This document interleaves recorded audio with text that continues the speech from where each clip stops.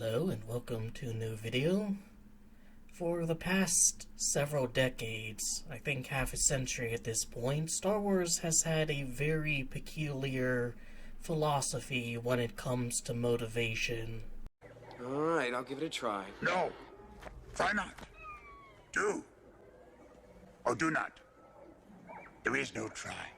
It's one of the most famous quotes in all of Star Wars, a blunt, almost deterministic demand that you either rid yourself of the illusion that you might fail or don't bother trying at all because you won't. So how peculiar must it have been for longtime Star Wars fans when at the very end of the first season of Andor, this bit of wisdom is dropped. Remember this. Try. What's fascinating is that both of these are responding to, in the abstract, the same thing. Something that seems impossible. For Luke Skywalker, it's raising his X-Wing out of the swamps. As he pointed out, lifting rocks is one thing, but an entire spaceship is another. For Namek, it's facing up and fighting against a galaxy-spanning empire that seems to have virtually unlimited manpower and resources. One that has no problem engaging in a sort of brutality that makes keeping your head down and not causing any problems the more rational option. It's easy to see how one might imagine there's a contradiction with this. If faced with overwhelming odds as seemingly impossible, do you try or not? But I think the contradiction is overcome by considering who both Yoda and Namek are talking to. Luke Skywalker is not the one to bring balance to the Force. That role belongs to his father Anakin. And yet balance to the Force would not be brought if not for Luke Skywalker. Consider first what doesn't motivate Anakin. The destruction of an entire planet, quadrillions perhaps, wiped out, an entire celesticide. If Obi-Wan, a powerful Force user in his own right, felt that in the Force, it is very likely that Anakin did too, and he didn't even flinch.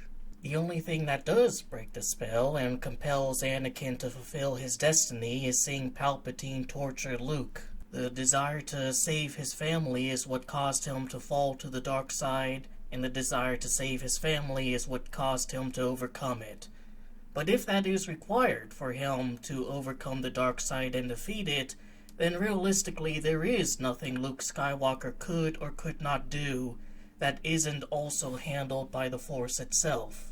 He was always going to be in a scenario, even if not that exact one, being tortured by Palpatine, because the very machinations of the universe demand it in order for prophecy to be fulfilled. Thus, it's pretty reasonable to be told, do or do not, there is no try, when you're one of the main characters of existence. Now consider it from the perspective of Cassian Andor and the billions just like him. As far as he's concerned, he's just a guy trying to survive in a galaxy under the thumb of a fascist empire. He's not part of any grander plot, there's no prophecy for him to fulfill. In fact, as far as he's concerned, the Force probably doesn't exist if he even knows about it at all. If it is that as long as Luke gets tortured by Palpatine, Anakin will bring balance to the Force, then history could have played in many different ways. Maybe it's someone else who helps Jyn Erso get the Death Star plans to the rebels. Maybe the Death Star never gets blown up at all and Luke ends up getting tortured on it instead of its sequel. Somehow, by some other means, the Force will tip the scales here and there to ensure Luke gets to where he needs to be, regardless of what anyone else is doing. After all, Leia, even if she didn't have the plans, could still ask Obi-Wan Kenobi for help.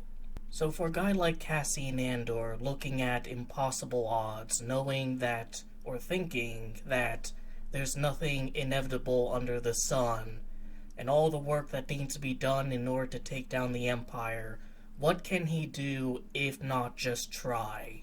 The thing is, Andor has no idea what impact he had. He died at the end of Rogue One and somehow didn't return. So realistically, he has no idea just how many countless quadrillions of lives he might have saved by carrying out his actions when he did. But when nothing seems inevitable, the only thing you can do is make an effort.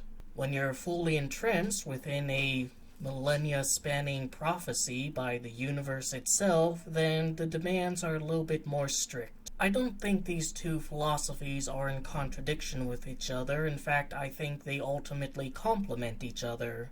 Because as I've said before, if all that needs to be done is for Luke to be tortured by Palpatine in front of Anakin, how many different ways, how many different avenues were there for that to happen where many, many more people died? So yeah, that's just my quick thoughts on the subject.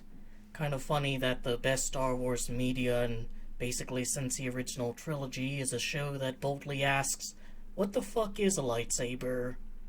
Fascism is not just detrimental to everything around it, but also itself. The world can be a funny place sometimes.